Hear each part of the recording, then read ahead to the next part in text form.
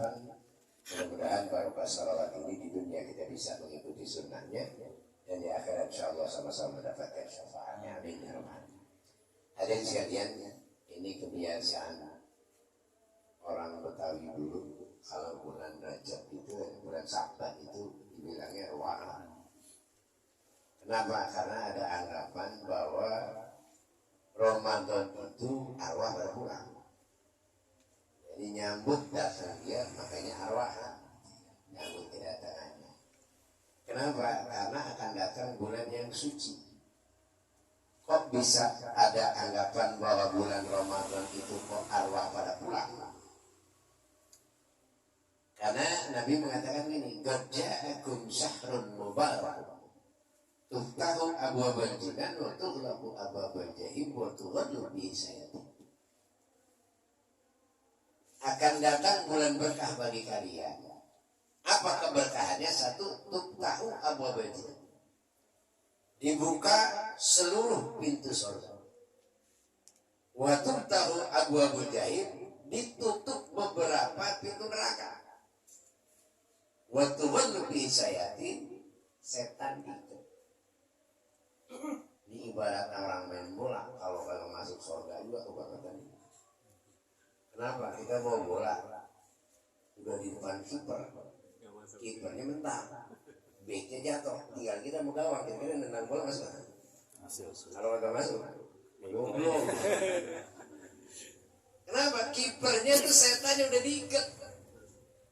Benar? Yang kita takutnya mah nerakanya, backnya udah mentak.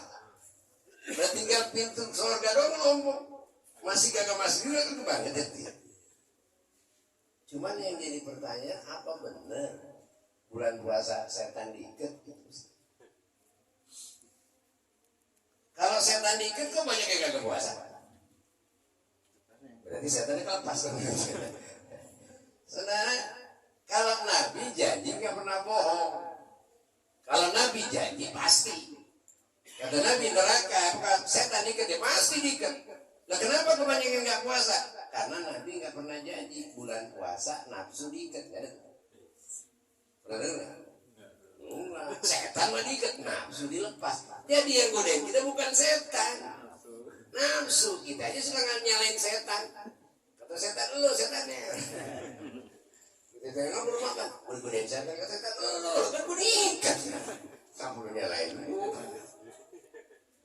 Jadi setan mah diikat bulan puasa, nafsu dilepas. Makanya banyak yang nggak ibadah, bukan karena setan. Ini ujian lagi. Dulu lu sering nyalain setan, biarin biasa. Kegoda setan. Nah sekarang gue coba kata Allah, gue ikat setan. Kegoda juga nggak? Sekarang masih juga kegoda. Siapa yang goda? Nafsu. Nafsu, makanya yang goda kita sekarang bukan lagi setan, udah nafsu. Kalau gitu yang enak diikat setan, nafsu ya bulan puasa. Biar ibadah kita mantap gitu. Yang enak diikat nafsu setan, apa dua-duanya? Dua-duanya ya? Jujur bro, setuju? Karena mati bareng kita.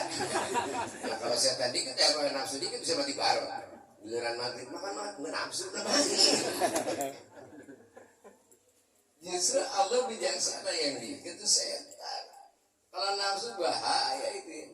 Maka nafsu ada macam-macam, ada mutmainah, ada lama, dan sebagainya. Yang kedua, orang kadang-kadang salah kaprah, terlalu bangga menerjemahkan hadis padahal rugi. Dibuka pintu surga, ditutup pintu neraka. Ini kalau hadis ini terjemahannya begini, rugi betul kita. Coba bikin ya. Ini kita ngaji di kita ya. Kata Nabi, bulan puasa surga dibuka, neraka itu rugi betul. Untuk rugi. Rugi. Nah kalau bulan puasa surga dibuka, berarti dibukanya sebulan dong, 11 bulan jadi ditutup. Nah neraka ditutup bulan puasa dong, 11 bulan. Udah rugi dulu. Maka hadis ini hati-hati menerjemahkannya. Dibuka seluruh pintu surga, waktu tahu abu benar, ditutup beberapa pintu neraka. Pintu neraka itu banyak. Yang ditutup beberapa aja, yang penting-penting. Selama karena kita umat Islam sebenarnya udah jaminan masuk surga. Dan gimana kagak masuk surga? Surga kan ada pintu. pintunya. Kunci kita punya, bisa buka nggak? Kan gampang. Kan kita punya kan kunci surga.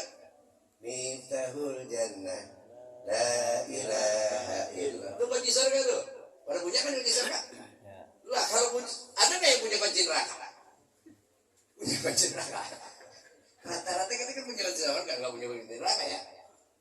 Tapi kira-kira kita punya kunci surga, nggak punya kunci neraka. Banyakan di neraka, banyakan di surga. Kamu banyak kan neraka ya? Mestinya kan adanya kunci surga, kita ke surga semua kan? Nggak punya kunci. Lah kenapa banyak kan neraka? Ternyata neraka kagak pakai pintu. Nablak, dia nyerondong terus.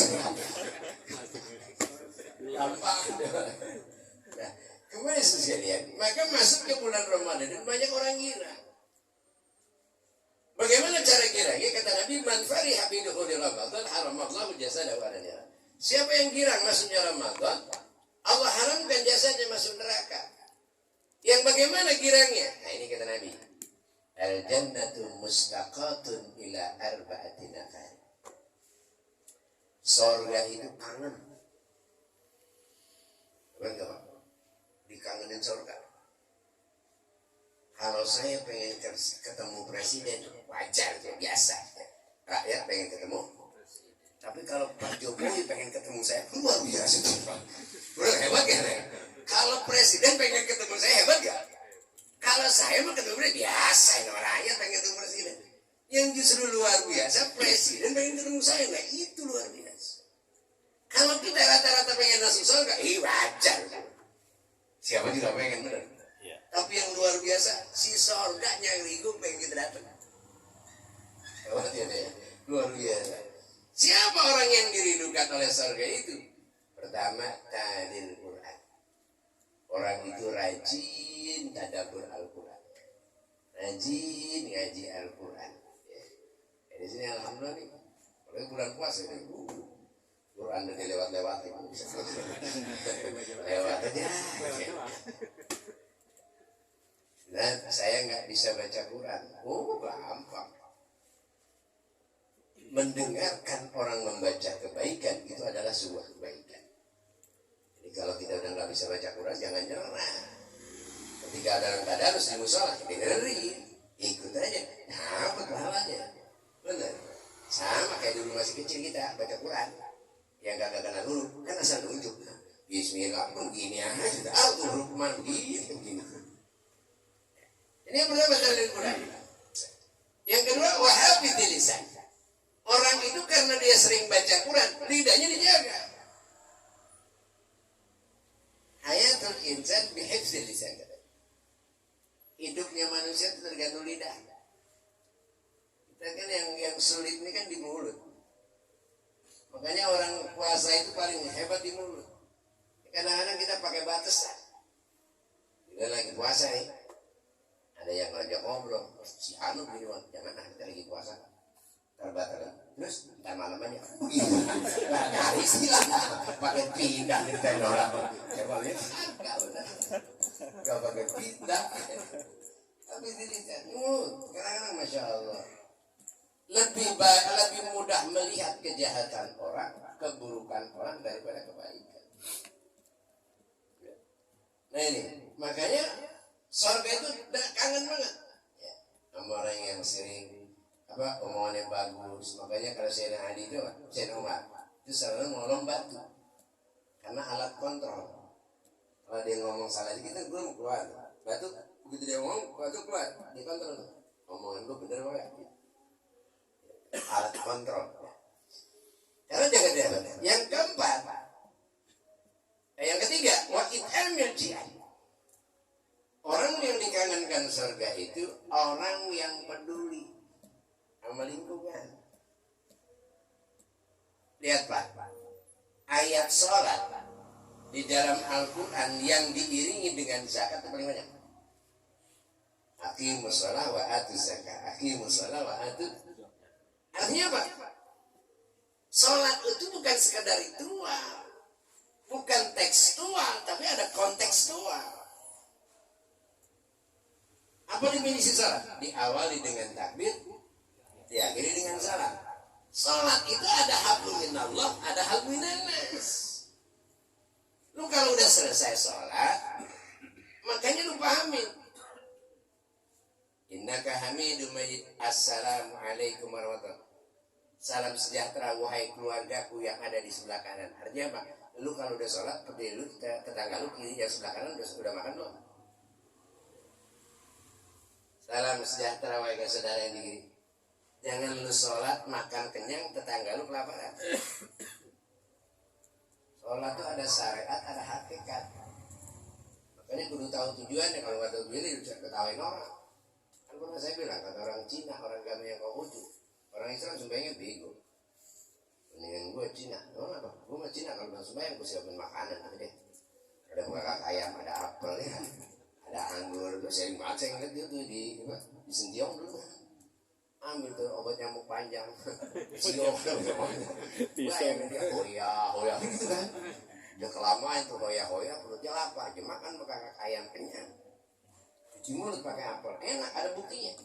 Dan daripada orang Islam bego. Emang apa? Lihat aja orang Islam gimana kagak bego. Salat sendirian di kamar.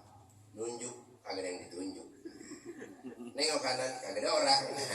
Dia tengok kiri, kagak ada juga. Ya akhirnya malu sendiri. Terus sampai banyak ciluk belakang stres. Kenapa? Karena kita nggak tahu tujuan sholat. Padahal bukan itu. Selesai sholat lu tengok saudara lu sebelah kanan. Lu tengok saudara lu sebelah kiri. Kepedulian. Makanya saking kepedulian bukan hanya makan. Oh bukan dia orang kelaparan kita. Itu bukan hanya itu. Sampai kata Nabi Pak, imatatul adza anitorik itu pun termasuk memberikan keselamatan kiri dan kanan. Apa tuh? Duri di tengah jalan kita naik yang bakal nyelakain orang. Termasuk sampah kotoran yang di jalan kita bersih. Sebaliknya, orang yang buang sampah sembarangan itu nerakanya cepat itu. Nah kalau satu sampah orang jumpa, sialan. Atuh lewat lagi sialan. Kalau sialan itu. Lagi pikir kali ya. Siapa lewat sialan sebenarnya. Iman tutul azan itu. Jadi selamatnya itu bukan hanya lidah kita aja, tapi perilaku. Ya. Jadi ajaran sholat itu sendiri bukan hanya begitu, tapi apa? It dia ngasih makan. Nah kalau buat Ramadan, nah ini yang paling untung perempuan. Hadis ini yang untungin perempuan. Rata-rata kan orang lapar itu kan puasa. Kata Nabi, siapa yang memberikan buka puasa orang yang berpuasa, maka pahalanya sama dengan orang yang berpuasa. Makanya yang paling untung mah bini. Anaknya 2, tiap hari kan 4. Dia siapin buka puasa anaknya 2, sama lakinya 3, 4 tiap hari. Nah kita mana itu buat kita doang ya. Maka itu perempuan itu kalau dia tahu pahala bulan puasa, nyiapin makanan nggak kayak gerutu. Kadang-kadang nyiapin makanan gerutu. Tinggal rasa lagi kurang ajar. Kan bulan puasa kasih segini. Nah kemarin sih lihat. Makanya masuk Ramadan ini kebiasaan kita itu mengadakan arwah. Kenapa? Sering saya bilang bahwa almarhumah sampai hari ini belum meninggal, belum mati, baru meninggalkan dunia. Dia masih hidup, ya. Maka warisan yang termahal buat orang yang meninggal apa? Kita sebagai anak cucunya. Kalau dia hidup, harta dia jadi warisan kita. Tapi ketika dia meninggal, kita jadi warisan dia.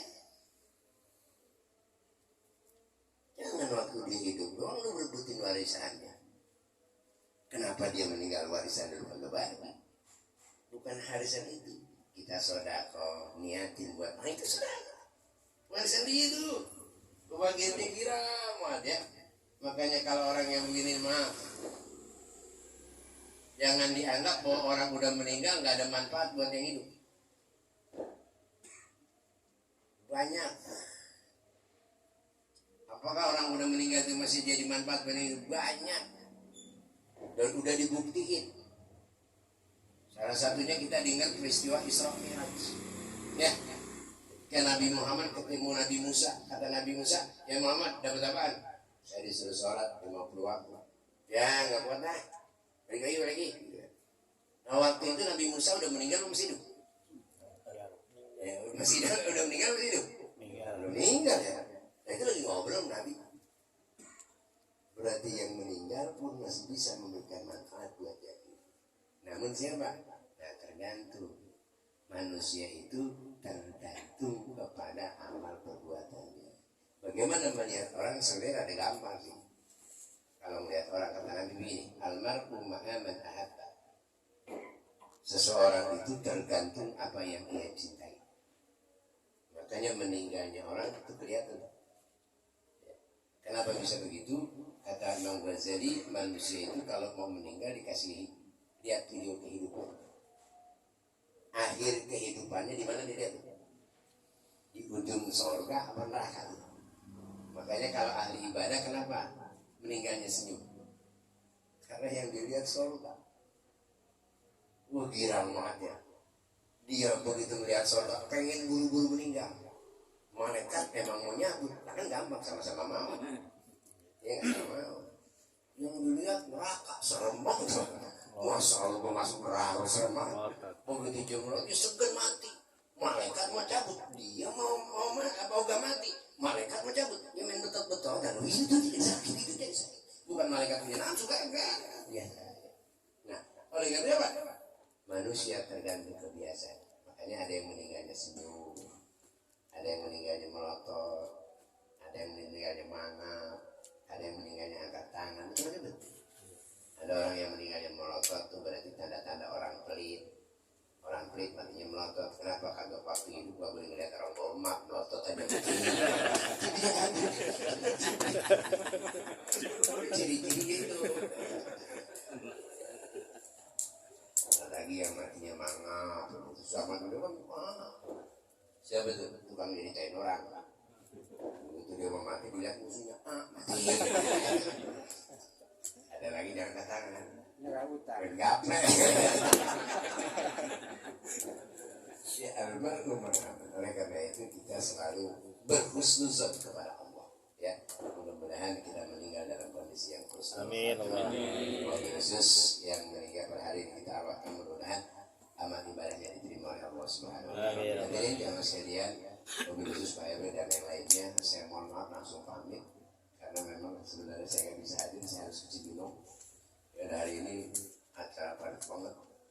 Ada bis Jumat, penutupan ibu-ibu di rumah. Saya bawa kiai, ulangi lagi, anterin pulang, balik lagi.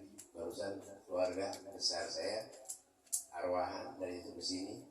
Dari sini saya harus berangkat ke Cibinong, besok pagi ke situ lagi ya. Apa namanya itu? Al-Mustafa. Jadi acara madat-madat ini saya langsung balik, mohon maaf. Sekaligus sekalian saya ngasih tahu sama ketua musolanya dah. Jadi kita insya Allah di musola kita itu kita akan lakukan apa namanya nisfu Sya'ban ya.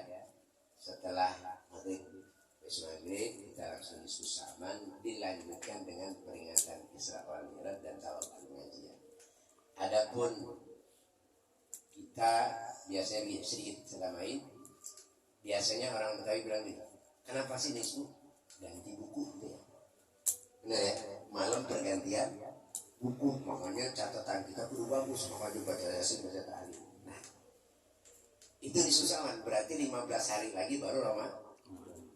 Kira-kira Bapak, Saudara, dari tanggal 15 sampai tanggal 1 Ramadan kira-kira udah punya dosa lagi Pak bilang? Dikira nih, ini rasa saya nih. Kira-kira 15 masih bersih apa ada kotor kira-kira? Insyaallah. Kemungkinan besar masih punya kotor ya. Termasuk saya. Nah oleh karena itu kebiasaan saya agar kita masuk Ramadan benar bersih. Walaupun punya dosa nggak kelamaan. Kapan? Biasanya 2 atau 3 hari menjelang Ramadan, saya biasakan di mana-mana menggunakan sholat tasbih dan sholat taubah. Kenapa sholat tasbih? Gini Pak, Nabi bilang sebaiknya kita ini sholat tasbih tiap hari. Nggak kuat seminggu sekali, nggak bisa juga seminggu sekali, sebulan sekali. Nggak bisa sebulan sekali kata Nabi, setahun sekali. Nggak bisa setahun sekali, minimal seumur hidup sekali. Siapa yang selama hidupnya belum pernah mengerjakan sholat tasbih, itulah sepelit-pelit manusia. Saya takut, saya sekarang udah di Karangkola. Takut tetangga saya dianggap pelit, teman Nabi. Makanya saya ngadain setahun sekali gitu. Lihat sebagai jamaah itu. Iya, walaupun berjamaah itu cuma 4 rakaat kok ya. 360 tasbih, betah 300 tasbih gimana? Kenapa? Saya takut lah. Begitu dia hari di alam kubur ditanya, itu pada pelit semua kan? Nah kata sholat tasbih, nggak diajarin kan? Nah saya kenal dia, nggak mau diajarin. Saya biasanya sebulan sekali kita ngadakan sholat sunat tasbih. Yuk jangan sampai minimal setahun sekali, ya jangan sampai seumur hidup sekali masuk di kamar ya. Ini minimal kalau bisa setahun sekali, kalau bisa ya kalau yang paling bagus sendiri-sendiri Pak. Sholat sunat yang paling bagus dikerjakan sendiri-sendiri. Saya cuma jaga, takut gak ada kebagian kalau sendiri-sendiri dia tidak jamaah. Ya, setahun sekali. Kapan mulainya? Biasanya sama. Kita langsung habis maghrib, kita sholat sunat taubat, dilanjutkan dengan tasbih, kemudian kita langsung sholat isya selesai. Jadi cukup singkat supaya jangan termasuk orang yang pelit dalam ibadah kepada Nabi kita Muhammad SAW. Sedang ini dan mohon maaf. Sekaligus mohon pamit. Assalamualaikum warahmatullahi wabarakatuh.